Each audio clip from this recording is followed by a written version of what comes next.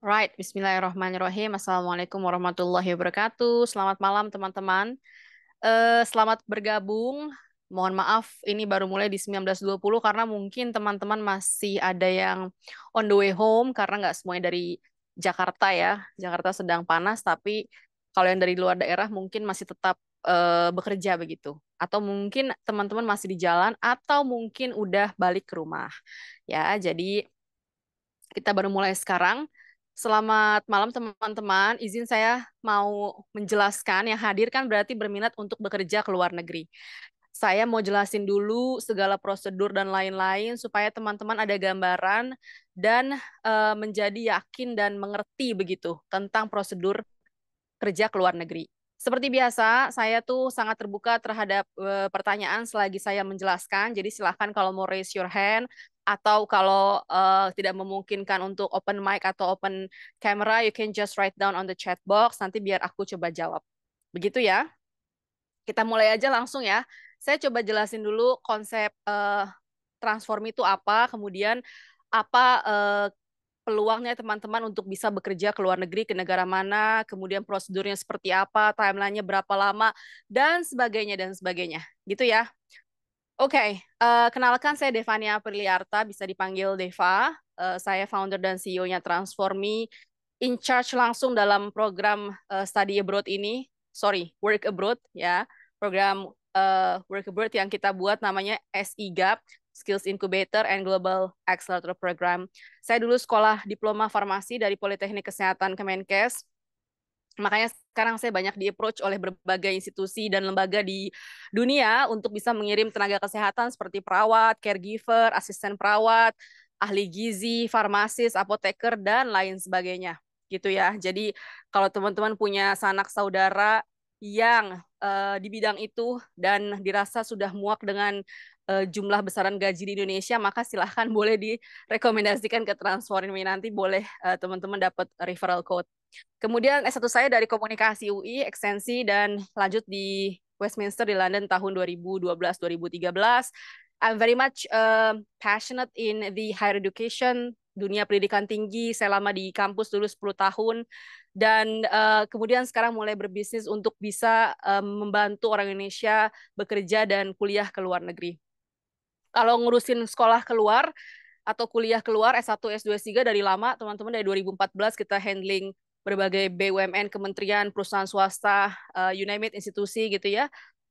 Kemudian di 2020 karena pandemi mulai masuk ke online learning, ya, blessed in disguise kita bisa handle teman-teman dari Indonesia Timur dan Tengah. Mungkin ada yang hadir juga pada kesempatan malam hari ini, karena saya dari kemarin sudah menginterview banyak kandidat, sudah lebih dari 30 kandidat saya interview langsung untuk bisa layak atau tidak begitu mengikuti program Skills Incubator.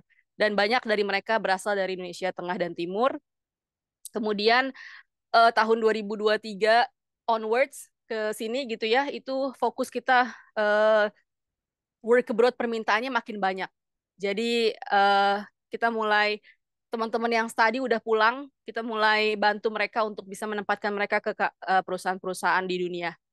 Begitu. Apakah study abroad-nya masih jalan? Of course, itu udah otomatis aja gitu ya, karena udah terbiasa, kita udah bisa handle dari hulu ke hilir. Right? Kemudian Transformi, jadi basically adalah perusahaan pendidikan pelatihan. Jadi kalau ada yang tanya, apakah kami P3MI? Bukan. Ya. Terus kenapa kok bisa bantu orang kerja keluar? Ya, panjang ceritanya. Jadi eh, kerja keluar sama sekolah keluar tuh prosesnya sama teman-teman. Ada dari hulu ke hilir, saya jelasin ya di sini. Ini core bisnis kita, study overseas, work overseas, dan business overseas. Ini visi misi kita skip aja. Nah ini, langkah dari baik itu study overseas maupun work overseas ada dari hulu maupun ke hilir. Nah dari hulu itu yang sifatnya berhubungan sama mindset, language, certification, individual assessment. Makanya kenapa setiap orang perlu diinterview, perlu kirim CV supaya kita bisa lihat ada nggak calon what do you call partner kita yang bisa tampung di negara-negara tertentu, ya. Jadi apa namanya, itu kita lakukan di work overseas di bagian yang upstreamnya, ya. Nah downstreamnya itu P3MI. Namun P3MI itu sekarang namanya dia punya kementerian sendiri ya. Pak Abdul Qadir itu ya yang kemarin kalau Kementerian Tenaga Kerjanya kan yang kemarin ditangkap ya wakilnya wamennya. Kalau ini yang luar negeri sih belum ya. Belum aneh-aneh, mudah-mudahan jangan ya. Karena jujur aja mereka sendiri kalau ditanya itu masih au-au gitu. Jadi saya berkesimpulan bahwa kita kan lagi shifting nih dari dulu biasa kirim TKI yang tidak terdidik ya, domestic worker, pembantu kayak gitu. Sekarang kan udah shifting ke yang terdidik terlatih, anak SMK minimal D3 dan sebagainya. Nah, dari zaman dulu yang terdidik terlatih itu nggak perlu lewat P3MI dari zaman dulu.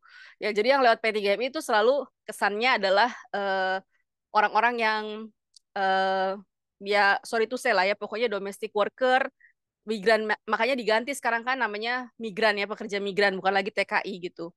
Tapi orang-orang terdidik terlatih kan nggak pernah tuh lewat P3MI dulunya gitu ya. Sekarang mereka merasa bahwa devisa negara itu besar dari situ ya, karena orang yang kerja kirim uangnya ke Indonesia dan itu adalah devisa, itu ratusan triliun jumlahnya setiap tahun, sehingga mereka merasa semua harus jadi migran gitu, mau itu yang terdidik terlatih maupun yang tidak, itu harus menjadi pekerja migran dan mulai dikurangin jumlah yang domestic worker. Kita punya beberapa partner P3MI itu sudah menutup jalur yang domestic worker untuk pengiriman ke Saudi Arabia misalnya. Ya, jadi mereka lebih kepada sekarang terapis gitu. Jadi yang ada skillnya bisa mijit gitu ke Turki misalnya. Nah, Transformi sendiri berfokus kepada tenaga kerja terdidik terlatih teman-teman. Jadi kita nggak mau kirim unless teman-teman tuh sekurang-kurangnya kalaupun SMK harus terlatih. Ya, jadi nggak boleh cuma SMK aja gitu. Karena kita tahu kalau teman-teman di Astra misalnya mungkin ada yang hadir pada malam hari ini atau teman-teman di tambang itu kan banyak yang dari SMK-SMK bagus gitu ya. Jadi SMK-SMK ternama, STM zaman dulu namanya ya. Terus kemudian sudah bekerja bagus, kemudian kita latih nantinya di bahasa dan lain-lain. Saya akan jelaskan malam ini pelatihannya apa aja untuk bisa eh apa namanya? Itu untuk bisa naon eta bekerja keluar. Ini masih ada tim aku nggak? Boleh siapin ini, tolong siapin eh, paketan yang di Canva tuh yang yang 15 juta tuh apa aja. Saya takut Anda lupa, takut keburu live. Ya, tolong taruh di Japrian aja. Gitu ya. Jadi kita nanti berpartner dengan P3MI kalau dibutuhkan. Kalau enggak pun tetap bisa keluar visanya. Jadi enggak P3MI sendiri atau BP2MI ya sekarang namanya Kementerian P2MI itu juga masih lempar sana lempar sini kalau ditanya mengenai yang skilled workers gitu. Jadi saya pikir aman-aman aja karena sudah banyak orang yang pergi tanpa melalui P3MI. Gitu ya, itu yang pertama. Yang kedua, dulu tuh P3MI namanya PJTKI. Ya, dan jujur li kasus fraud human trafficking terjadi dilakukan oleh PJTKI gitu. Ya, kalau Anda baca beritanya justru yang melakukan fraud tuh ya mereka-mereka itu gitu, yang TPPO, yang human trafficking gitu ya. Jadi kalau sekarang zamannya kolaborasi, lebih baik saya berkolaborasi dengan P3MI. Ya, jadi kalau ditanya transfer itu apa? LKP, Lembaga Kursus Pelatihan. Ada lagi nanti LPK, Lembaga Pelatihan Kerja. Gitu ya. Itu intinya bagaimana government making money lah. Intinya begitu. Ya, dengan ada izin dan lain-lain. Oke, so kalau di kuliah kan upstreamnya mindset, language, certification. Kalau kuliah keluar, downstreamnya adalah aplikasi ke kampus. Ya, jadi kalau di istilah di dunia kuliah keluar, teman-teman yang mau kerja juga mungkin nantinya bakal kuliah keluar gitu ya. Yang kanan itu adalah kerjaannya agent biasanya. Jadi kalau pernah dengar IDP, Sun Edu, terus apa Edu Bridge, Jack UK misalnya, iBack, you name it lah. Itu namanya agency. Ya, Transformi juga bukan agency, gitu ya. Jadi aku harap teman-teman mengerti posisi kami di mana supaya uh, you know tidak ada salah paham dan tidak ada dusta di antara kita, gitu ya. Right. Nah, saya sebagai founder dan CEO-nya itu sering sekali dihubungi oleh pihak luar untuk untuk bisa mengirimkan orang, melatih dan mengirimkan orang. Contoh tahun akhir 2023 itu di-approach sama BPJS-nya Inggris untuk bisa mengirimkan perawat misalnya. Tapi jumlahnya sangat masif begitu. Jadi perlu bekerja sama dengan kampus, bekerja sama dengan Kementerian Kesehatan dan lain-lain untuk bisa mengisi orang yang jumlahnya masif itu. Nah, teman-teman yang hadir sekarang adalah orang-orang yang B2C gitu. Jadi orang yang membeli langsung, meng-apply langsung, bukan antar lembaga tuh lembaga.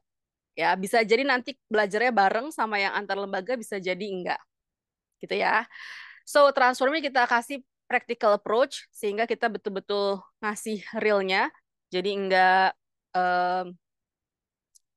katanya-katanya ya. Terakhir kali saya apa namanya? Saya eh, lihat postingannya Pak apa namanya? Abdul Kadir ya. Baru kayak beberapa hari lalu lah, 2 hari lalu gitu. Itu dia bilang, dia tanya gitu sama orang yang udah kerja ke Jepang, kemudian dia tanya, isunya apa selama proses Anda berangkat sampai Anda udah kerja gitu. Jawabannya satu, isunya adalah katanya pengajaran selama proses bahasa itu, bahasa dan skill. Katanya pelatihnya tuh banyak yang kurang mumpuni. Nah, ini penting ya.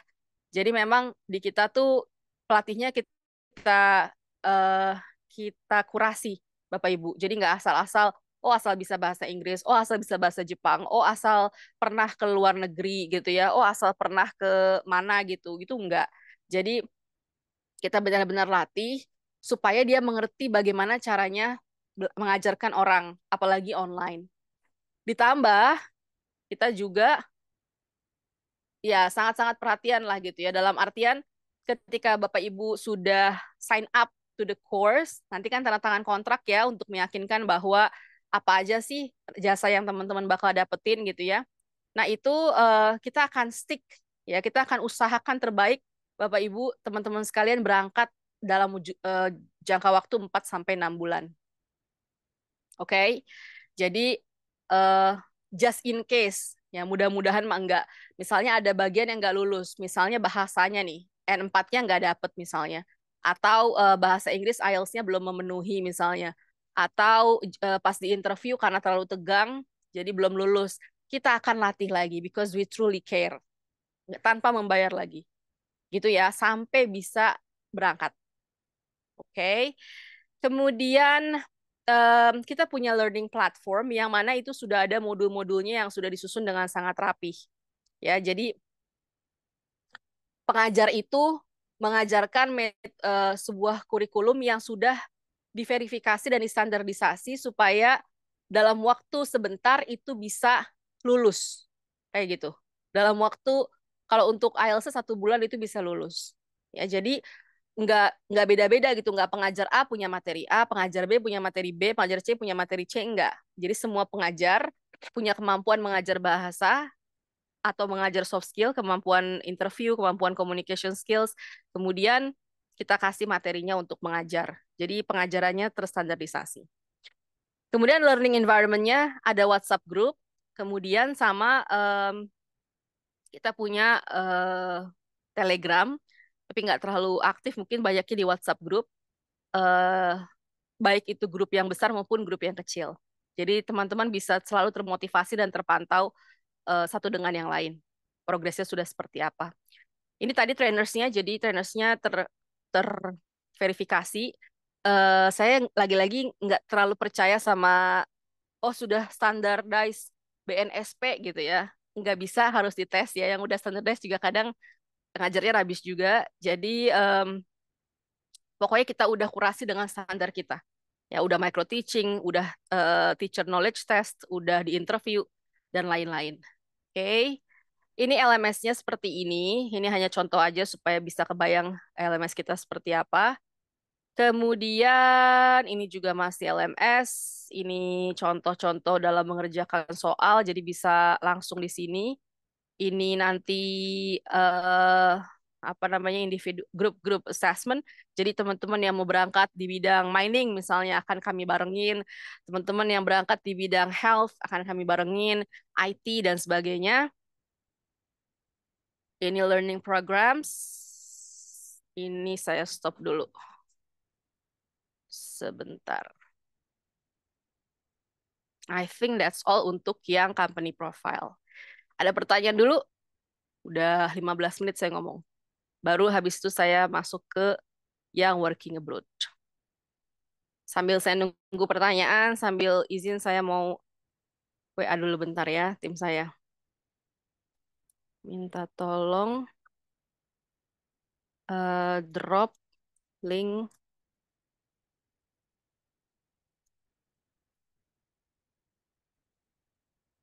Oke.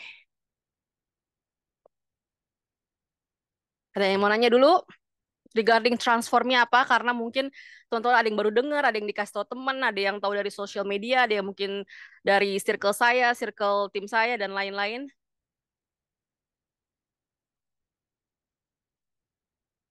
Oh, ada sih, ada ya yang jagain ya. Aku pikir nggak ada orang. Aku eh minta tolong ditaruh di apa baca grup communication.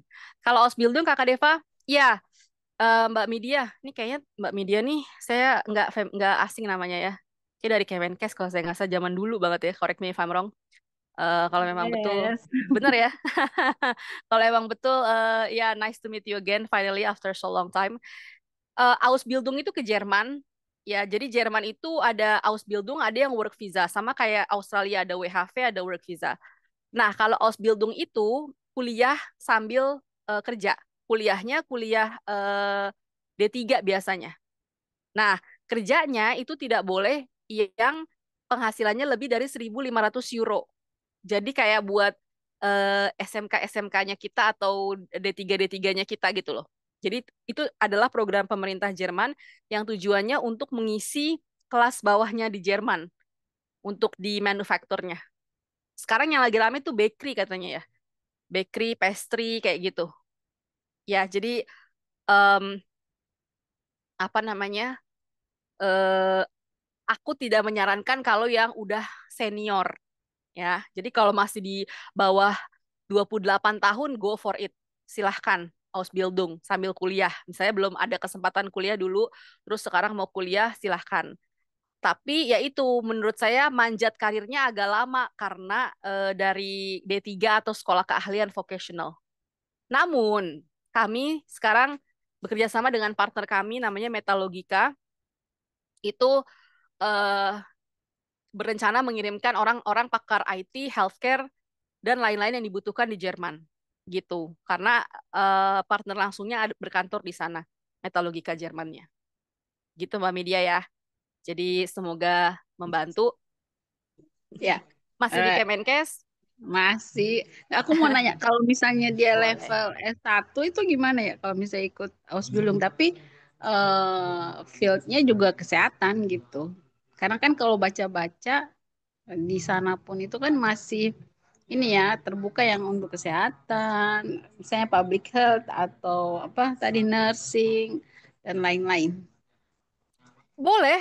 Cuman aku merasanya kayak berarti makin lama dong kerja yang nggak boleh lebih dari 1.500. Biaya hidup di sana kan let's say 800 gitu ya, atau 900 lah.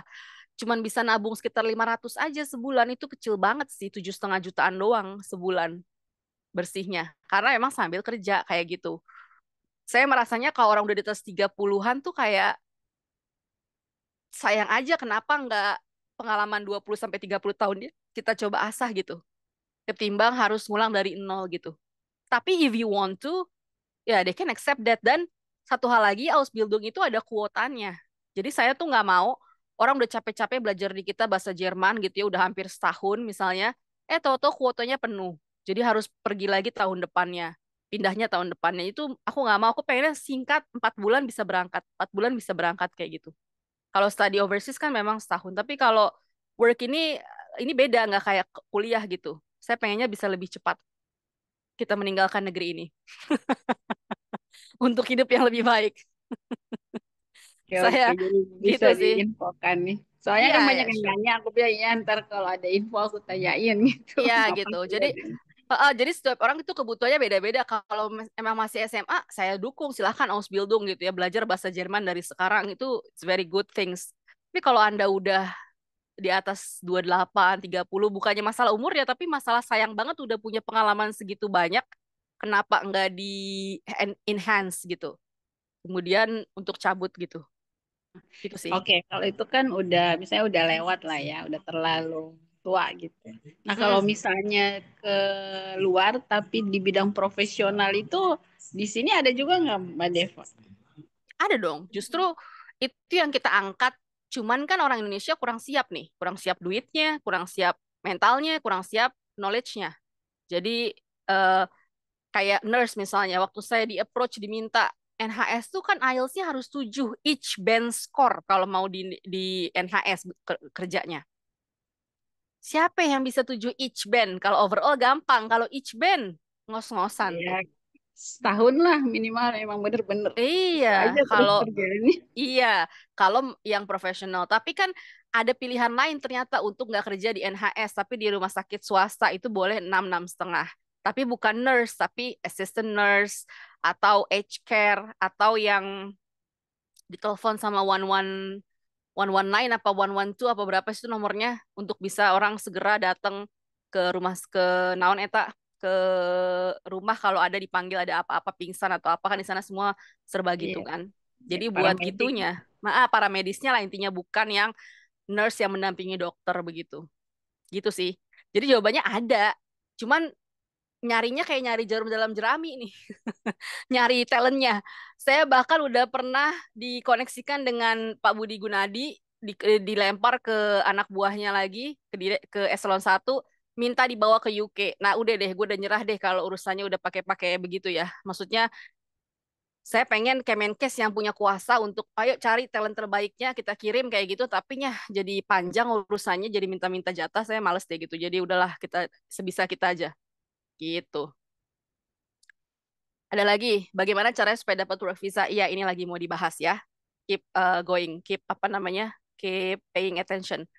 Kak Fajar itu dari Kak Herbie tadi. Kak Fajar, Kak Deva kalau untuk ke Australia bagian mining itu biasanya yang sudah berapa bulan pelatihan?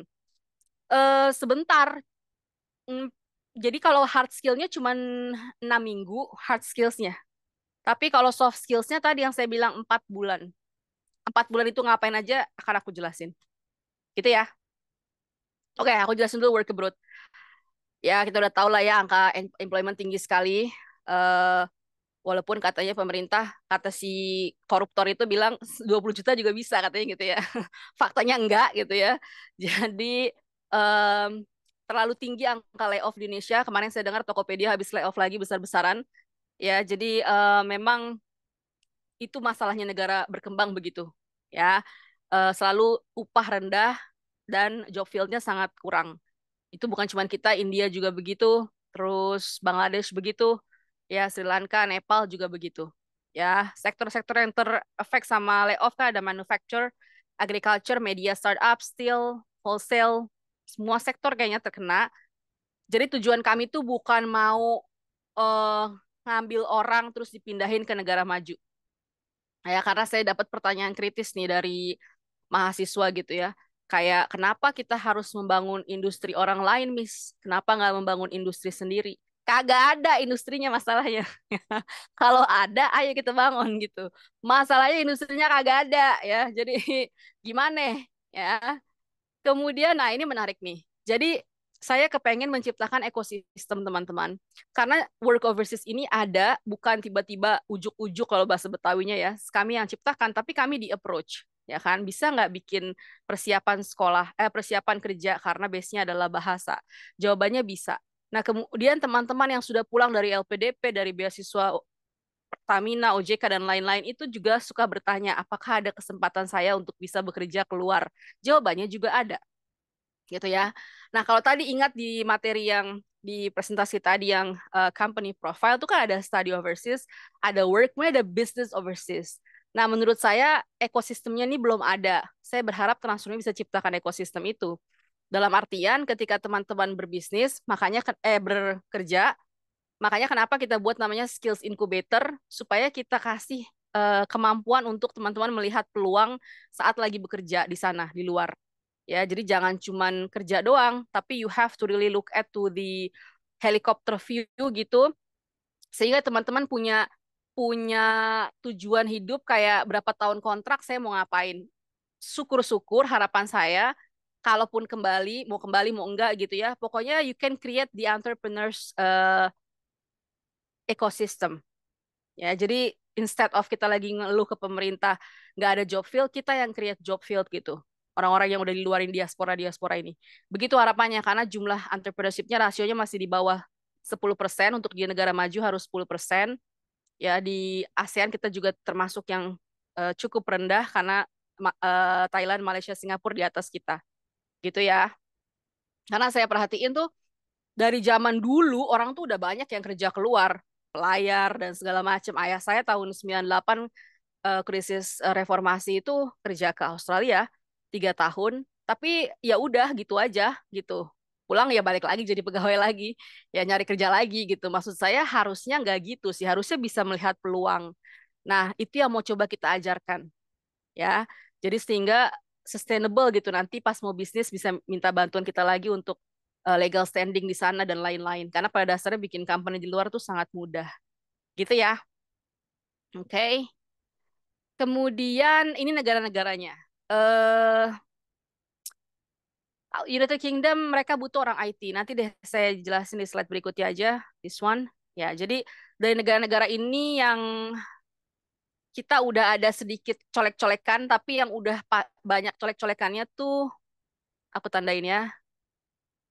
Yang udah banyak colek-colekannya ini, terus ini, sama ini. Bahkan untuk yang dua ini tuh kita udah punya representatif partner yang berkantor di sana. Sehingga nauzubillah just things happen gitu bisa dibantu gitu. Ya, misalnya ternyata bosnya kenapa gitu melanggar kontrak atau apa yang mana sangat tidak mungkin ya karena mereka itu tidak mau izinnya dicabut ya sehingga nggak mungkin mereka yang enggak tapi just in case itu representatif office kami bisa membantu begitu ya. Yang selebihnya tuh kami masih colek-colekan dulu, colek-colekan kayak kita cocok nanti jadi partner gitu ya, terus bidang apa yang mau dikirim ya. Nah dari ini semua dirangkum ada 4 negara besar yang kebutuhannya sangat tinggi ya, Australia, Japan, UK sama Germany. Oh sorry tadi saya lupa tandain Germany ya. Tadi Germany ada nggak sih? Wait, ada ya. Itu udah ada juga. Baru itu tapi baru seminggu lalu kita eh, ber belum ber-MOU tapi sudah berkesepahaman gitu ya. Kebetulan orang Indonesia soalnya. Kemudian Jepang. Jepang itu ya semuanya isunya adalah karena labor shortage ya karena populasinya mereka jarang yang mau menikah, mau punya anak. Mereka lebih milih punya anjing dibanding punya anak gitu ya. Sehingga nggak bisa mengerjakan sektor-sektor yang krusial. Sebuah negara mau sekaya apapun kalau nggak ada orangnya itu pasti hancur. Jadi partner kita waktu bulan November atau Desember ya datang ke Indonesia, dia bilang within 5 years kalau jumlah pekerja di Jepang nggak segera diisi, mereka akan jadi negara berkembang gitu. Jadi buat yang seneng Jepang-Jepangan, anime dan lain-lain, anime ya, sorry. Itu silahkan sign up untuk program yang ke Jepang. Bidangnya apa aja? Yang paling banyak caregiver, perawat lansia, construction, manufacture tuh bisa eh, otomotif, bisa logam, gitu ya, industri logam, bisa ada pabrik toa misalnya di Bogor itu perusahaan Jepang kayak gitu. Agriculture, pertanian, perikanan itu juga banyak banget ya. Kita pindah ke Germany. Germany yang paling butuh banyak adalah IT sama healthcare. Ya, itu butuh 400.000 foreign workers per year. Kalau Jepang 500.000 foreign workers sedunia loh ya, bukan cuma kita doang. Jadi kita bersaing sama orang India, sama orang Nepal, Bangladesh dan lain-lain. Kemudian UK yang paling utama IT sama healthcare. Kemudian Australia itu ada 4, mining and construction, skilled workers, nurses, pharmacists. Terakhir saya dapat info itu childcare. Jadi mereka pemerintahnya punya banyak dana untuk membantu pasangan di sana dalam mengasuh anak mereka. Tapi pekerjanya nggak ada. Kayak gitu. Ya, kalau mining construction kebanyakan di Western Australia, aged care juga aged care di seluruh bagian Australia, kalau childcare juga masih di Western. Kemudian tadi apa? Nurse pharmacist all over sama IT. Sebenarnya ada lagi hospitality juga. Ya, hospitality itu hmm, yang kerja di hotel, restoran, bar, dan lain-lain.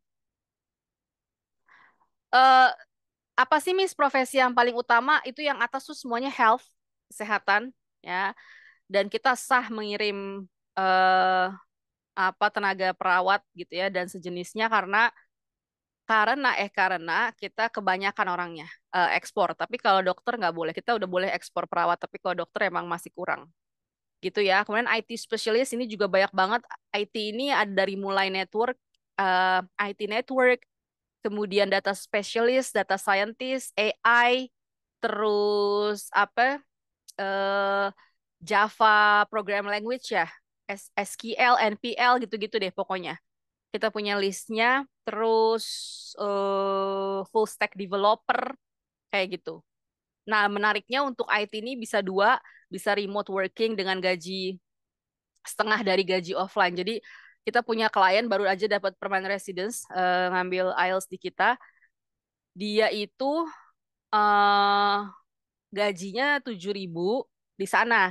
Terus dia diminta untuk nge-hire orang baru gitu ya. Terus dia hire temennya, tapi temennya nggak mau pindah karena nggak pede sama bahasa Inggrisnya, sehingga remote remote dari Sumedang 3.000 gajinya. 3.000 kan 30 juta. Jadi tinggal di Sumedang tapi gajinya dolar. Tapi gaji dolar itu nggak ada apa-apanya dibanding offsite gitu. Kalau offsite malah lebih 2 kali lipat kan. Gitu. Offsite maksudnya offline ya, maksudnya onsite. Gue ngomong apa sih? Maksudnya langsung pindah gitu ya. Kemudian travel and hospitality nggak mungkin ada yang remote ya, itu pasti semuanya harus datang, termasuk ini tuh chef. Chef lagi dibutuhin banyak banget di Australia. Sama industrial, industrial ya macam-macam, bisa industri. Dulu ayah saya di pabrik kertas ya. Pekertas plastik. Di kepala tuh plastik, kenapa keluar kertas? Di pabrik plastik di Sydney. Pabrik ini macam-macam, paling banyak tuh di pemotongan daging, terus di peternakan, pertanian, sama perikanan gitu. Oke, ini. Ini hampir di semua negara nih 4 sektor ini yang paling banyak dibutuhinnya. Ya, benefit udahlah saya nggak usah omongin lah ya, udah pasti gaji gedean di sana gitu ya, cultural exposure, career advancement, end-to-end support, personal development saya juga nggak perlu jelasin lagi. Intinya benefitnya jauh lebih banyak dibanding stay di Indonesia. eh Apa nih, apa nih, enhance skilled experience, higher employability, networking, oke kita skip aja, sama aja. Terus nah, apa sih yang mesti disiapin? Syaratnya nggak macem-macem, 5 hal ini aja. Pasport, ini nggak kita tanggung. Jadi ya paspor tuh dianggapnya ya Anda udah punya sendiri lah, karena orang luar negeri tuh lahir punya paspor gitu ya. Kalau kita kan enggak ya. Kalau kita banyak yang nanya, ini paspor ditanggung nggak? Oh enggak ya, dianggapnya udah punya kayak gitu loh kalau paspor. Kemudian resume atau CV, ini juga yang kita mesti latih karena banyak banget yang belum sesuai standar penulisan CV-nya. Ya, itu di dalam paket kita udah termasuk nantinya karena apa yang teman-teman drop ke kita sekarang yang udah 30-an orang lebih itu nggak banyak yang belum sesuai standar gitu. Kalau kita kasih langsung ke employers, mereka nggak bakal mau. Jadi harus dibenerin dulu yang rapi sesuai standar internasional. Kayak apa standar internasional? Ntar ada sesinya lagi. Ya, karena nggak boleh pakai foto, yang gitu-gitulah pokoknya. Kemudian hard skills. Hard skills ini penting untuk karena bidangnya kan skilled ya, terdidik, terlatih. Skill itu terlatih. Kalau educated terdidik ya. Jadi misalnya mau jadi welder nih, contoh di gambar ini kan welder ya, tukang las ya kan harus tahu eh bisa ngelas apa enggak kayak gitu.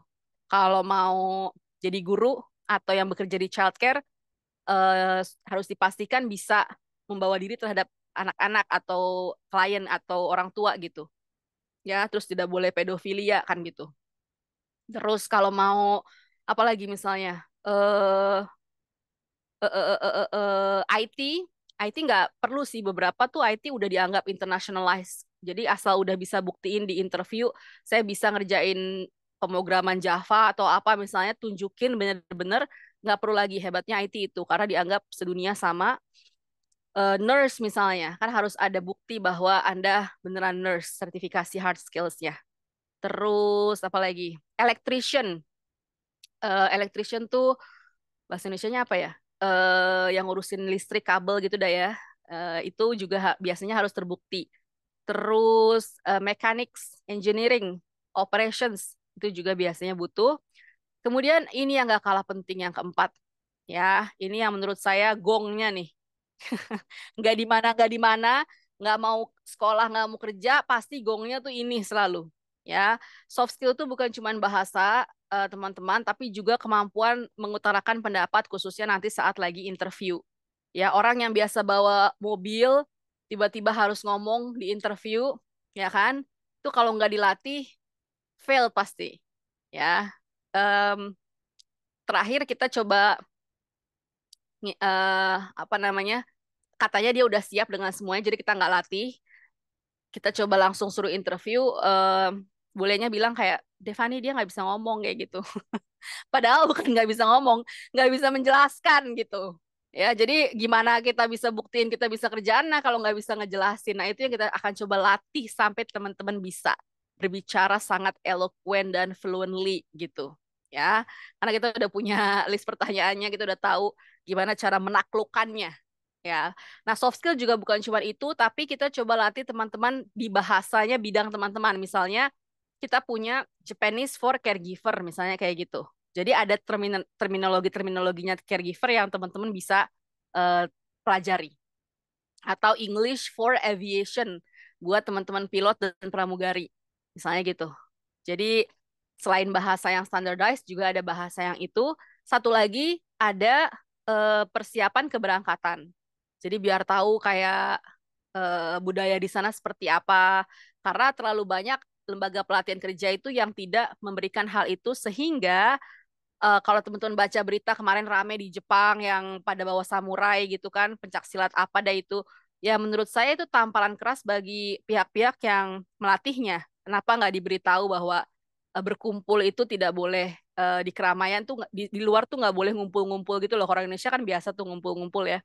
Kalau di sana tuh bisa ditegur polisi, kayak gitu-gitulah. Sifat hal yang kecil-kecil gitu. Contoh misalnya lagi saya dengar banyak orang pemetik anggur, pemetik buah-buahan itu yang nggak lama kerjanya 3 bulan di terminate kontraknya karena dia nggak tahu kalau ternyata sedingin itu di luar sehingga tangannya kaku jadi nggak bisa mendapatkan jumlah beri-berian sesuai target dari si employers misalnya gitu ya sesimpel hal-hal kayak gitu tuh harus betul-betul tahu gitu supaya eh, nggak terjadi hal-hal yang tidak diinginkan ya.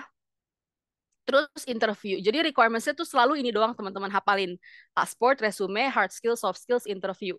Yang mana yang nomor 4 dan 5 itu yang malah jadi makin dari yang mudah ke yang sulit gitu. Ya nomor 4 5 nih yang ke kanan nih makin yang sulit. Yang butuh waktu cukup lama. Ya, jadi jangan pernah percaya sama siapapun yang bilang bisa keluar negeri tanpa dilatih. Karena satu, ijazah kita nggak laku di seluruh dunia, ya. Kedua, skill kita itu bagus di hardnya, tapi di softnya, jangankan di luar di dunia, di Indonesia aja pejabat kita ngomong salah-salah mulu kan, gitu. Ya, jadi itu mesti dilatih. Tetap ya. Masuk Pak Eko. Ada yang nanya nih, bentar. Wait, kenapa jadi loading? Sebentar. Anissa Hanif, Kak Deva, kalau bidang-bidang yang bisa diisi lulusan SOSHUM bisa masuk kemana aja ya? Selain travel dan hospitality ya, Kak? Oke, SOSHUM itu sebenarnya bisa di digital marketing dan lain-lain. Tapi isunya di negara macam kayak Australia yang sangat tinggi persyaratan visanya, sebuah perusahaan itu boleh merekrut orang luar ketika dia itu sudah membuat pengumuman di negaranya, di daerahnya bahwa nggak ada yang bisa isi job itu. Sedangkan digital marketing pasti banyak yang bisa isi. Maka biasanya digital marketing tuh either dia eh, remote atau ke Eropa lain yang butuh banyak orang yang tidak menyaratkan hal itu. Kalau di Eropa, European Union ya, selain UK ya, itu mereka enggak harus membuat pengumuman gitu loh.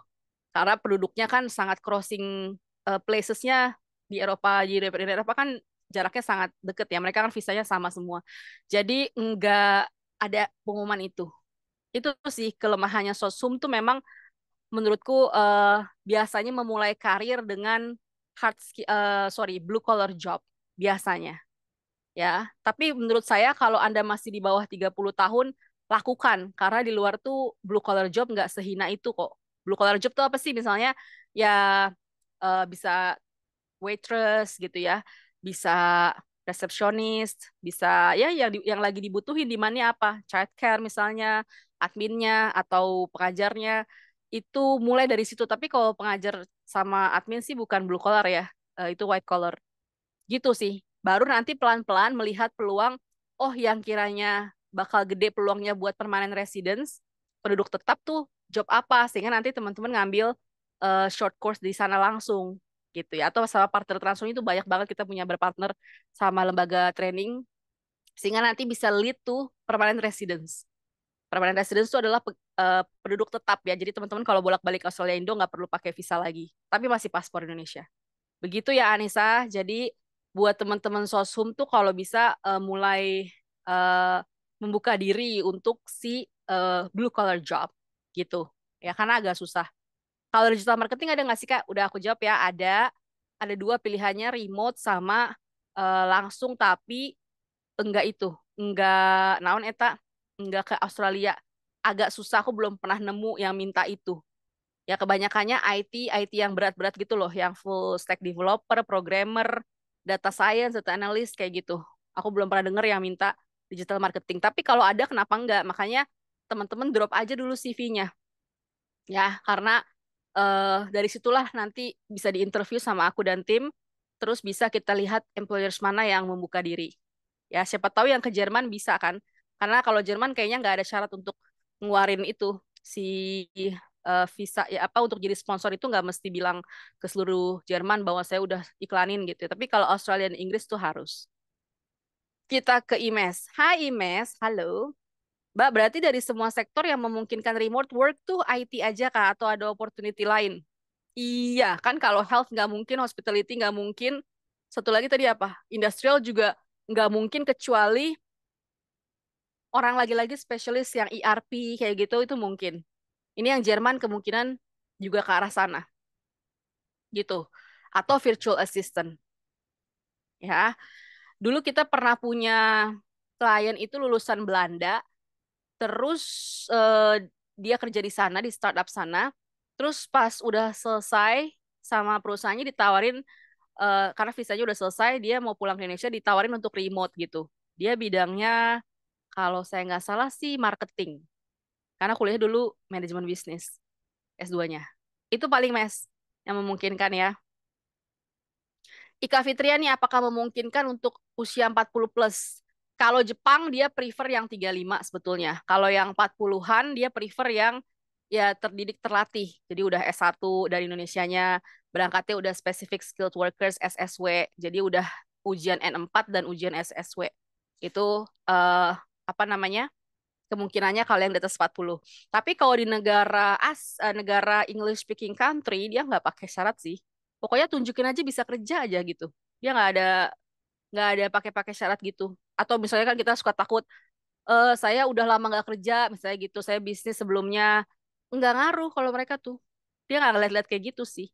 Dia ngeliatnya tuh skill bisa apa enggak skillnya.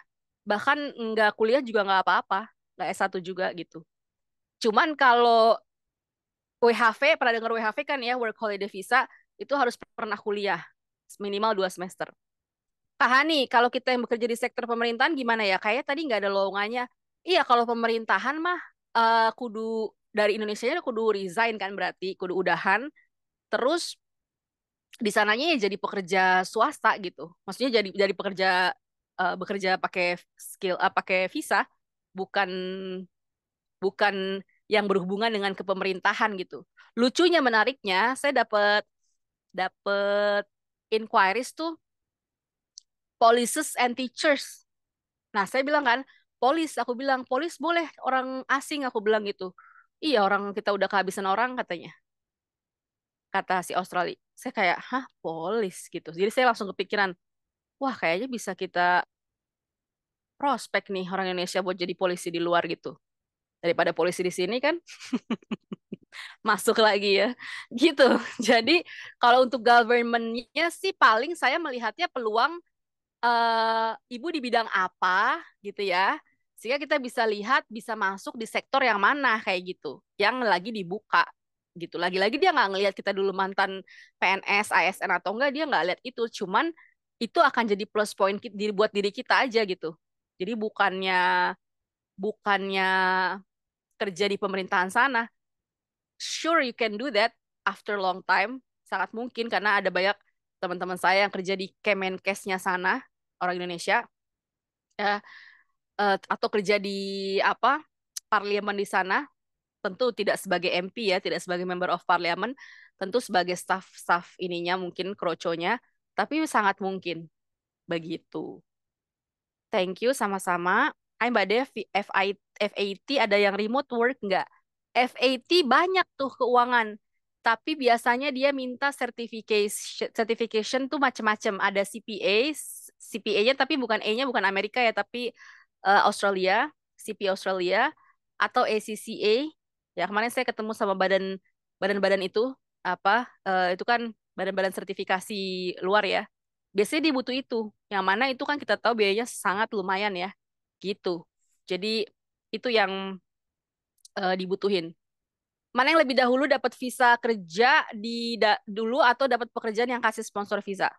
That's a very good question. Prosesnya adalah ada dua. Mungkin teman-teman pernah ditawarin ya. Biasanya kalau sama konsultan dunia, saya pernah dulu misalnya mau ke Kanada, dia nawarin yang kita itu bisa dapat visanya dulu, tapi nggak dapat kerja. Itu prosesnya lama tuh, bisa setahun mungkin. Ya, dulu saya udah bayar tuh 7.000 US dollars, bayar konsultan ya. Dulu saya nggak ngerti kalau ternyata bisa apply sendiri gitu. Tapi ya memang resiko apply sendiri bisa ditolak gitu ya. Karena kalau ada yang salah bisa salah. Tapi kalau kita baca sih bisa harusnya. Karena modalnya cuma 1.500 sebenarnya. Tapi ya udahlah. Nggak jadi juga anyway karena ayah saya sakit. Jadi ada yang kayak gitu sistemnya yang mana aku nggak rekomen karena satu prosesnya panjang dan yang kedua ada kemungkinan ditolak udah panjang gitu. Ya, jadi kita udah bayar puluhan juta, terus kita nungguin aja gitu. Mendingan mah kita dapat kerjaannya, baru berangkat. Ya dari sekarang kita melatih dirinya gitu. Gitu sih. Ya, jadi apa yang pertama itu ada banyak sekali skema itu. Ya, jadi pemerintah regionalnya nih, misalnya let's say regionalnya South Australia misalnya, nih kalau kita bicara Australia ya, South Australia misalnya lagi buka untuk orang nih, gitu. Butuh let's say 100.000 orang. Nah, dia buka tuh pembukaannya di websitenya. Orang seluruh dunia apply. Nah, dari seluruh dunia itu ada poinnya, pakai sistem poin. Kita umur berapa, punya anak istri atau enggak, S1, S2 atau S3, kerjanya berapa tahun, punya sertifikasi bahasa atau enggak. Semakin tinggi poin kita, semakin gede peluang kita diterima. Tapi ngantri, kayak gitu. Dulu saya kayak gitu di Kanada. Jadi itu sistemnya per, apa sih negara bagian ya istilahnya ya. Dulu saya ke Alberta ceritanya. Eh negara bagian minyak di sana. Untung nggak jadi berangkat ya, beku gue ntar.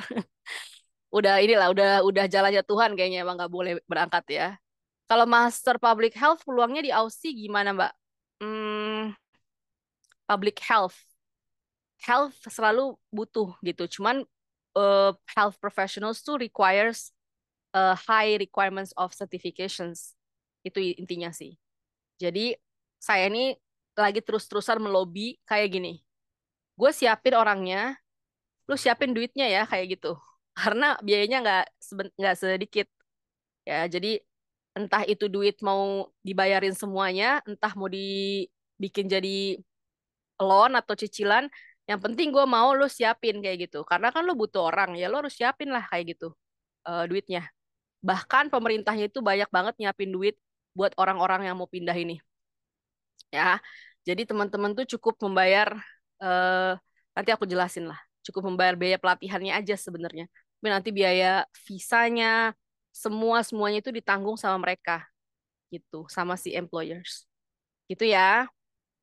Kalau FAT yang direct langsung ke sana adakah Kak atau tetap harus bersertifikat? Eh, aku belum denger yang langsung. Kemarin ini ketemu yang kerja di Deloitte sana itu juga apa? Dia perpindahan ya kalau nggak saya nggak salah dari Deloitte sini gitu. Jadi dia sih ceritanya dia pakai sertifikat itu semua, ya XCCA dan lain-lain itulah, gitu sih. Tapi kan nggak ada salah kita nggak tahu ya. Cuman kan keuangan itu kan sensitif, jadi biasanya harus ditunjukkan dengan sertifikasi sih, biasanya begitu. Mengapa banyak perusahaan malas hiring pekerja yang belum punya visa kerja? Antisipasinya gimana ya, Kak? Iya, gitu kan. Pasti teman-teman di LinkedIn nih. Oke, oke, nge-apply di Indeed misalnya nge-apply. Tapi begitu udah lulus saja, terus ditanya kan, kamu eligible nggak buat kerja di Australia misalnya? Jawabannya enggak, ya nggak bakal dipilih kayak gitu kan. Capek kan? Kenapa? Karena biaya untuk tadi yang saya bilang, untuk dia meng-hire satu orang, dia harus buat pengumuman tuh. Dulu sih di koran ya, kalau sekarang mungkin di sosial media atau di internet bahwa posisi itu udah disebar tapi nggak ada yang ngisi. Oke. Yang kedua, biaya untuk mengeluarkan sponsor, menjadi sponsor sehingga teman-teman bisa apply visa, itu paling murah 33 juta. Jadi bayangkan kalau dia harus mengeluarkan uang sebanyak itu, kalau kitanya nggak worth it, ya sebagai individual ya dia nggak mau keluarin. Kayak gitu. Mendingan dia hire orang lokal yang banyak di sana. Gitu.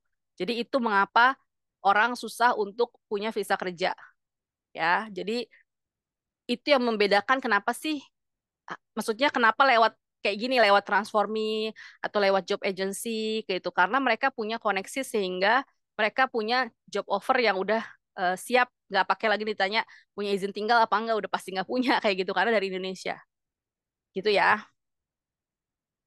Ini yang Jepang-Jepang, oke, perusahaan yang Jepang-Jepang. Terus, nah ini juga perusahaan yang berminat untuk membayari seluruh-seluruhnya. Tapi anaknya udah harus sampai di Indonesia dulu, di negaranya dulu. Kalau nggak dia takut investasinya bodong gitu kan, udah bayarin nanti nggak berangkat gitu. Ya ini banyak banget saya udah cek perusahaan fintech, perusahaan semikonduktor, perusahaan teknologi, ada manufaktur, semikonduktor gitu deh pokoknya. Ya, jadi ada banyak banget.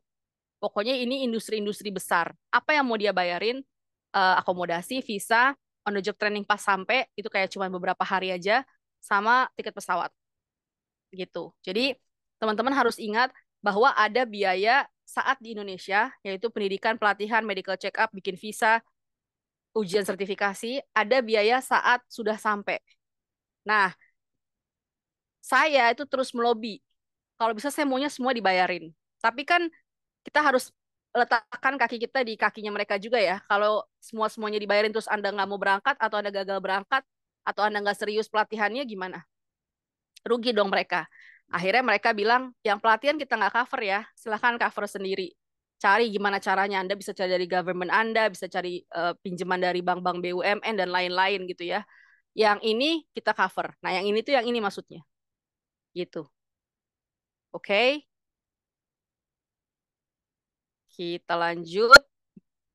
Pembayarannya bisa full payment, bisa soft loan. Nah, sekarang saya bekerja sama gitu ya. Jadi kan angkanya kan ribu-ribuan mintanya gitu kan. Aduh, saya pikir ini harus bekerja sama. Sehingga ketika saya masuk ke universitas misalnya, maka kita juga kerjasama sama koperasinya.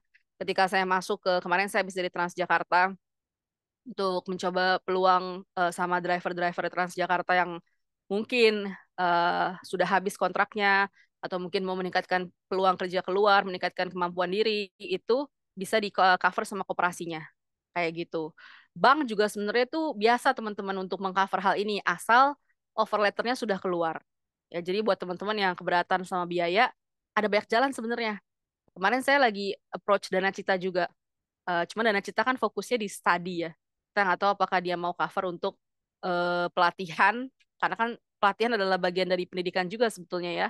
Cuman kan non formal kayak gitu. Ya, jadi sebenarnya sih banyak jalan gitu menuju Roma untuk yang si pelatihan ini. Ya. Nah, ini durasinya. Saya pengen pokoknya 4 sampai 6 bulan orang harus berangkat. Ya, makanya teman-teman tidak boleh skip-skip pelatihannya. Karena eh kalau kebanyakan skip ntar kagak lulus, bahasanya nggak lulus, hard skill-nya nggak lulus, kayak gitu. Oke, ini Jepang. Saya coba lihat apakah ada hal lain yang belum di salary di Jepang. Salary di Jepang sih pada dasarnya Selagi teman-teman berangkatnya pakai SSW, Specific Skilled Workers, itu adalah jenis visa gitu ya.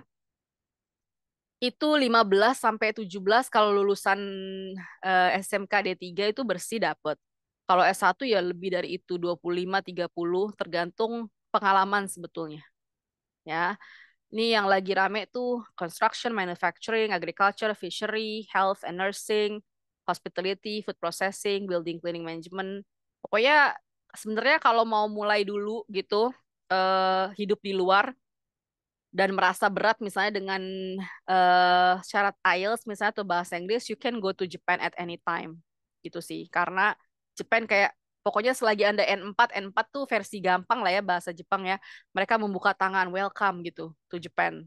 Ya, pokoknya pasti dapet deh kerjaan gitu. Nggak mungkin nggak, saking mereka seambruk itu saat ini. Ya, ini kemudian ini udah tahu language. Ya ini tadi ya N4 N5. Di Jepang itu yang 5 itu rendah ya, paling rendah. Jadi N5, N4, N3. Dulu tuh syarat mereka kalau kerja N3, sekarang N4, N5 aja mereka. Gitu ya. Nah, ini prosesnya. Jadi kalau Miss, jadi kalau aku mau mulai gimana? Drop CV dulu aja sama tim aku yang ada di grup Transformi Community yang ada logo Transforminya, silahkan drop CV di situ. Kemudian kita screening ya. Kalau sekiranya kita rasa dia perlu ditambah experience-nya karena banyak banget yang submit tuh anak-anak semester akhir kayak gitu. Ya, itu kan berarti kurang experience. Nanti kita kasih nasihat. Tapi kalau yang kebanyakan sih yang udah pada kerja, ya kita akan cocokin kalau ada job employers yang oke, job offer yang oke, baru kita interview. Ya, setelah kita interview, yang diinterview tuh banyak ya karena mengenai kesehatan, pernah sakit apa enggak, pernah dideportasi apa enggak, pernah dipenjara apa enggak, terus berapa keinginan punya gajinya berapa, and so on and so forth lah pokoknya. Baru kita tawarkan untuk ikut programnya. Nah, di sini tuh harus serius mengikuti program dalam artian kita akan kasih kontraknya supaya serius karena kan ada 4 pelatihannya. Mana sih tadi? Mana kok hilang? Wait. Oh, udah ditutup. Sorry, sebentar. Pelatihannya tuh ini, teman-teman. Ini yang kita siapin dari Indonesianya selama 4 bulan. Jadi satu satu bullet points itu 1 bulan. Ya, skills incubator, persiapan bahasa, penulisan CV, sama interview. Oke. Di skills incubator nih banyak banget nanti ada rinciannya, termasuk yang language for professionals. Gitu ya. Plus job matching dan lain-lain itu udah di sini semua. Tinggal nanti kita lihat em, kayak tiket dan lain-lain apakah di reimburse sifatnya atau udah langsung dikirim sama employersnya kayak gitu. Oke. Nah, kalau sudah, jadi yang pertama kali akan dilakukan bahasa dulu. Ini yang nomor 2 dulu, itu yang pertama dalam waktu 1 bulan ya harus sudah selesai. Nah, kalau sudah tes dapat nilainya, mulai masuk ke skills incubator. In the meantime, kita sambil terus lihat peluangnya eh, ke employers yang mana. Karena employers kan ada banyak ya. Perusahaan ada banyak. Kemudian kalau sudah ketemu employers yang klik, oke, kita kabarin. Kalau oke juga, interview. Ya, eh ini yang berat juga. Seringan pada fail di sini. Kalau interviewnya oke, employersnya bilang iya, diterima. Kita juga setuju sama kerjaannya. Kita udah tahu berapa gajinya dan lain-lain. Nanti akan keluar offer letternya. Nah, offer letter itu yang dipakai untuk biasanya pinjaman ke bank atau dipakai untuk bikin visa. Nggak, tanpa itu nggak akan keluar visa kerjanya. Gitu. Terus ya udah kalau udah tinggal persiapan keberangkatan. Ya, tinggal medical check up yang gitu-gitulah. Kapan mau mulainya dan lain-lain gitu. Oke, jadi sebenarnya simple. Masalahnya di warna merah ini aja. Jadi di warna merah ini yang bikin orang maju mundur, cantik gitu ya. Karena kita udah sibuk kerja kan, jadi harus serius dalam persiapannya. ya. So apa sih rekrutmen? Proses bikin rekrutmen where candidates apply and are screened based on qualification. Kemudian kita yang interview supaya kita tahu feel-nya kayak dia ini arah-arahnya ke bidang apa, passionnya seperti apa, secara kejiwaan tuh gimana gitu ya, apakah apakah nanti akan menyebabkan banyak isu dan lain-lain kayak gitu. Karena once teman-teman melakukan hal-hal yang kurang baik, Transformi juga menaruhkan namanya gitu ya, karena kita bisa kena penalti dan lain-lain sebagainya. Gitu. Terus that's it I think. Oh ini ya, ini intinya bagaimana sih pembelajaran kita seperti apa gitu. Oh, ini total biaya untuk yang ke Jepang. Again, untuk Jepang ini juga bisa dibantu setengahnya, tapi selebihnya ya pokoknya 15 juta itu tuh harus diupayakan oleh si aplikan karena biar ada keseriusan kayak gitu sih. Otherwise it's gonna be asal-asalan aja belajarnya. Karena belajar tuh selalu tidak menyenangkan gitu ya. Jadi itu ini frequently asked questions. Jadi silahkan kalau mau tanya-tanya lagi. Tadi kayaknya ada yang nanya dari Muhammad Idham. Rekomendasi ambil bidang apa ya peluangnya yang bagus untuk basic FAT? Karena jujur untuk sertifikasi akunting sendiri mahal. Contoh LSIF kurang lebih 60 juta. Iya betul. Coba ya nanti saya coba tanya ya untuk bidang FAT nih karena mintanya tuh yang ya gitu yang tinggi-tinggi gitu buat Deloitte, Ernst Young gitu ya. Jatuhnya akuntan auditor. Yang mana kita bersaingnya sama Indian yang top banget tuh terkenal auditornya gitu ya. Nanti aku coba. Aku belum kebayang FAT. Kemarin ini ketemu sama orang Indonesia. Dia mantan di Deloitte atau Ernst Young sini saya lupa di sana di Sydney atau Melbourne. Ya dia jalur profesional banget. Yang mana itu pasti cost-nya sangat tinggi. Karena eh gajinya juga nggak sembarangan kan gitu. Gajinya nggak ada yang kurang dari 8.000 tuh sebulan. Ya, jadi 3-4 bulan juga balik modal sebenarnya gitu. Itu sih. Ya nanti aku coba bantu ya untuk FAT ya karena sampai sekarang belum ketemu nih di kepala belum langsung teng gitu siapanya. Tapi bisa jadi kan nggak harus ke Australia. Ya, jalan hidup tuh kan banyak. Saya juga mulai membuka jaringan ke UAE, ke Qatar kayak gitu. Ya itu kan mereka negara-negara bebas pajak sebenarnya. Oke. Miss itu metode belajarnya gimana? Metode belajarnya kita online, online dengan cara mana tadi? Kayaknya ada deh. This one kita pakai Zoom, kita pakai LMS, kemudian seminggu itu 3 kali. Kita sesuaiin sama jadwal kerja teman-teman karena kita tahu beberapa ada yang shift-shiftan dan ada yang malam. Jadi kalau yang shiftnya malam itu kita pagi dari pagi belajarnya atau siang kayak gitu. Terus nanti pada saat persiapan keberangkatan sih saya pengennya ketemu muka gitu ya. Jadi di Jakarta misalnya, jadi teman-teman kalau memang berkenan yang dari luar Jakarta hadir silahkan. Tapi kalau enggak juga menurut saya, hari gini tuh udah nggak zaman sih harus ketemuan-ketemuan ya. Tapi just in case you wanted to meet us, kantor kita di Kuningan di Rasuna Said. Jadi silahkan boleh ke sana. Saya mikir nanti kalau satu batch berangkat tuh kita barengin gitu perpisahannya, keberangkatannya di suatu hotel misalnya gitu. Ya, jadi cara belajarnya online. Begitu. Oke.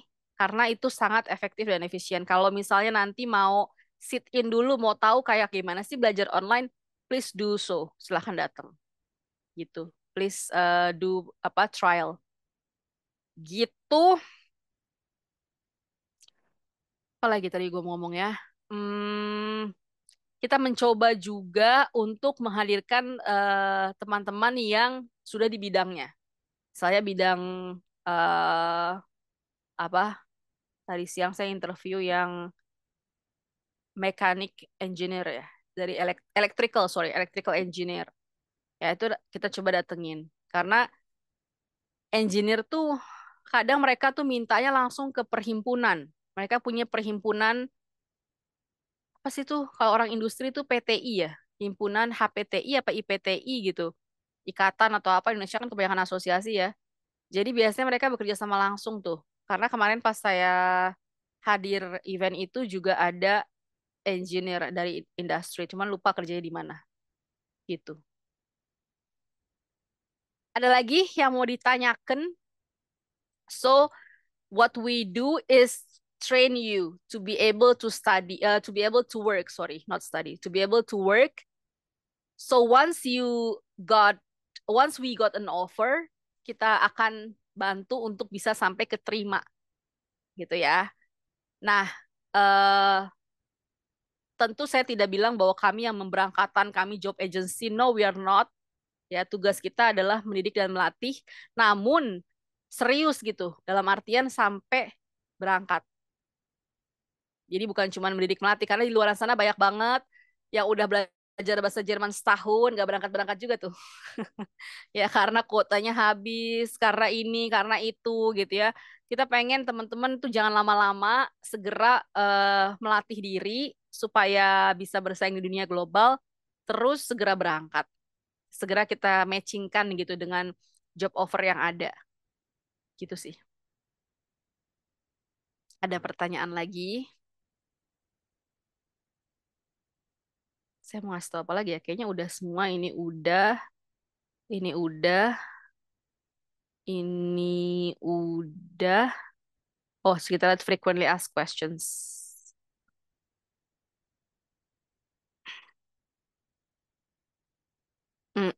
What the general requirements udah, how does assist, what career path are available for nurses.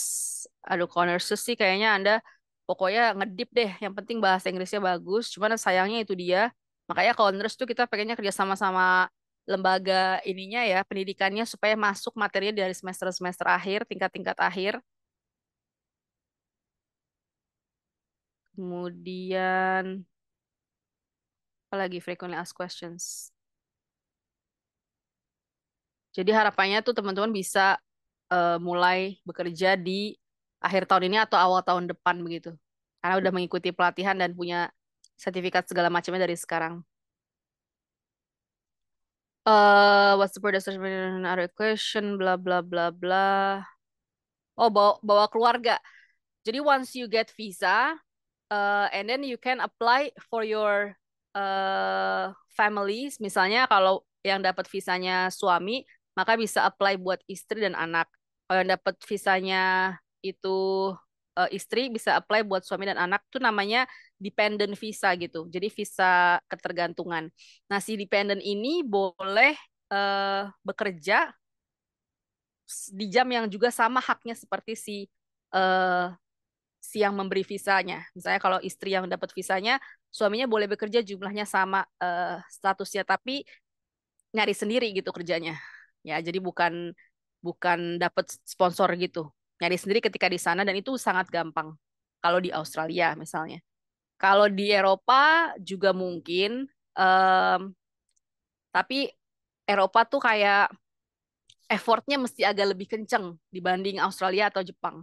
Kalau Australia Jepang Anda cukup ngobrol sedikit ke McDonald's atau ke butcher mana atau kemana pasti ada aja kerjaan yang bisa langsung dikerjain di hari itu gitu. Namanya casual hands, casual casual work. Dapat duit hari itu juga gitu. Atau bisa ada Uber Food sekarang ini tuh lagi banyak juga kebutuhannya. Yang penting sih nggak gengsi sih. Ya karena nggak ada kerjaan yang direndahkan sih kalau di luar gitu. Ya dengan upah tertinggi di dunia itu kalau di Australia. Kalau di Eropa ya standar lah. Ya, biaya hidupnya juga lumayan tinggi soalnya saat ini kan lagi krisis dan lain-lain. Begitu. Tapi aku bisa bilang pasti lebih baik di Indonesia. Cuman kalau bisa tuh teman-teman tetapkan kayak what you gonna achieve gitu for like 2 years, 3 years contract gitu. Semoga kan kontraknya diperpanjang terus kan, sehingga bisa terus stay dan bisa kalau baik-baik sama bosnya itu bisa bilang, bos, saya mau apply PR dong, saya bayar sendiri. Tapi bos perusahaan yang keluarin sponsornya gitu. Tapi bayar sendiri kan mahal ya, apply PR tuh bisa 5.000, 6.000 dollars. Tapi kan itu nggak seberapa sama penghasilannya. Nah itu bisa kayak gitu minta tolong dia yang ngeluarin secara surat-suratnya bahwa dia akan sponsorin padahal faktanya dia bayar sendiri kayak gitu. Itu bisa gitu. Nanti kita ajarin lah pokoknya cara-cara yang legal dan benar begitu untuk bisa tembus ke menjadi PR. Kenapa sih harus jadi PR? Ya biar nggak ngurus visa lagi. Ngurus visa kan sakit kepala. Ya biar nggak bayar-bayar lagi dan punya banyak benefit yang bisa diambil. Misalnya bisa sewa rumah lebih murah, beli rumah lebih murah, dan lain-lain lah. Pokoknya kalau kita punya permanent residence. Begitu.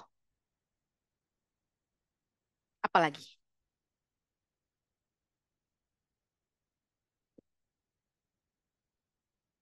All good? Kalau all good saya sudahi. Kalau masih penasaran saya coba jawab. Ya, jadi pokoknya intinya please do prepare your soft skill dulu. Karena menurutku itu yang lama. Hard skill mah sebentaran beres gitu kan ya. Belajar buat apa effective certificate, let's say berapa sih, berapa minggu gitu misalnya kan pasti beres. Welder juga gitu. Kita berpartner sama LPK LPK di Batam dimanapun itu untuk welder, tukang las ya. Itu gak lama-lama bisa selesai. Tapi kalau yang namanya soft skills, aduh lama tuh. Melatih interview aja ngos-ngosan tuh ya bisa jawabnya gini, ya jangan begitu gitu ya. Jadi biar lulus gitu. All good ya. Kalau all good saya sudahi. Saya hitung sampai 5 mungkin kalau masih ada yang mau tanya. Yang udah sign up nanti akan dimasukkan ke dalam grup dan mulai kelasnya. Ya, please eh, report to our team. eh Anda bisa di kelas pagi atau di kelas malam. Karena ada yang kerjanya pagi dan ada juga yang kerjanya shift malam. Ya, teman-teman yang di mining itu kerjanya malam. Terus ada yang malam maksudnya, ada yang shift malam. Terus yang perawat yang masih aktif juga masih ada yang shift-shiftan.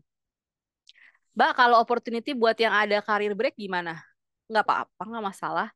Nggak masalah, ntar dijelasin aja career breaknya kenapa, ngapain, kayak gitu. Di luar nggak dilihat gitu sih. Pokoknya di luar itu ya yang dilihat dua teman-teman. Skill and recommendation. Baik-baiklah sama perusahaanmu tempat sebelummu bekerja gitu ya. Karena dia pasti akan selalu tanya. Ini saya ngomong hal ini bukan cuma di Indonesia baik-baik. Saat nanti kerja di Australia itu juga baik-baiklah sama perusahaan kita. Kalau kita mau pindah, kita tetap minta rekomendasi. Otherwise, they will never uh, accept you as an employee. Mau kita bilang kita lulusan Harvard kek, mau apa kek, tapi nggak ada yang ngasih rekomendasi, mereka nggak percaya. Nah, Indonesia udah mulai-mulai nerapin kayak gitu kan, tapi belum semua mungkin gitu. Sama skills, jadi mereka nggak butuh degree sih, mereka butuhnya skills. Tunjukin kayak gitu. Bisa apa enggak? Saat lagi di interview, saat lagi kalau misalnya ada tes misalnya kayak gitu sih. eh Satu hal teman-teman supaya bikin semangat ya. Tadi kan saya sempat bilang ijazah kita nggak laku lah apa segala macam. Tapi kita itu secara hard skill disukai loh. Ya, jadi jangan pernah merasa inferior gitu. Karena orang Jepang suka banget sama kita. Compare to other nationalities ya, Nepal, Bangladesh, Sri Lanka, um, India, China, because they talk a lot. Kalau yang China, kalau yang India gitu kan they talk a lot. Kalau yang kayak Nepal, Bangladesh, skillsnya kurang gitu. Dulu waktu saya di Inggris tuh satpam kebanyakan dari Nepal tuh, mostly. Kalau nggak dari apa tuh negara yang berantem, eh bukan Serbia, yang berantem gue lupa Serbia sama siapa sih? Korosko, Koroskova apa sih? Gue lupa deh. Yang bule-bule kulit putih gitulah Eropa Timur itu ya. Pecahan negara itu pecahan. Itu biasanya mostly security bintang 5 tuh mereka tuh biasanya. Gitu. Jadi secara hard skill kita itu sangat disukai, jadi tinggal kita men-polish untuk bisa di soft skill sebenarnya. Ya, kayak bisa ngomong, bisa mengajukan pendapat, menjelaskan gitu. Pokoknya saya udah bantu individual 1212 itu kebanyakan selalu bilang, "Iya Miss bener gitu. Bos saya amazed banget sama kemampuan programming saya padahal nggak menurut saya sih di Indonesia tuh saya biasa aja gitu, tapi bagi dia itu luar biasa gitu. Cuman selalu kalah di soft, di negosiasi kayak gitu, di bukan berdebat ya, tapi kayak maksudnya ketika kita benar terus kita mengungkapkan pendapat itu yang kayak sulit gitu. Mau apapun itu bahasanya itu. Jadi itu sih. Ada pertanyaan? Oke, thank you. Sama-sama, Imes. Semangat. Gitu ya. Aku tahu jalannya nggak mudah, teman-teman, tapi mungkin itu adalah tanda bahwa kita lagi tidak di comfort zone gitu ya. Sehingga kita mungkin mau naik kelas. Jadi nanti kalau misalnya ngikutin kelas, saya tahu capek banget, habis pagi kerja, malamnya harus belajar lagi gitu ya. Saya tahu it's not an easy way, but kita bisa pasti. Ya, I've been in that position, so I believe that you can do as well. Kalau nggak ada pertanyaan, terima kasih banyak teman-teman. Selamat kembali beristirahat, selamat berkumpul dengan keluarga. Sudah malam, hati-hati. Dan nanti izin tim saya kontak-kontak mungkin untuk teman-teman yang memang berminat. Terima kasih banyak ya. Selamat malam. Wassalamualaikum warahmatullahi wabarakatuh. Bye-bye. Sama-sama.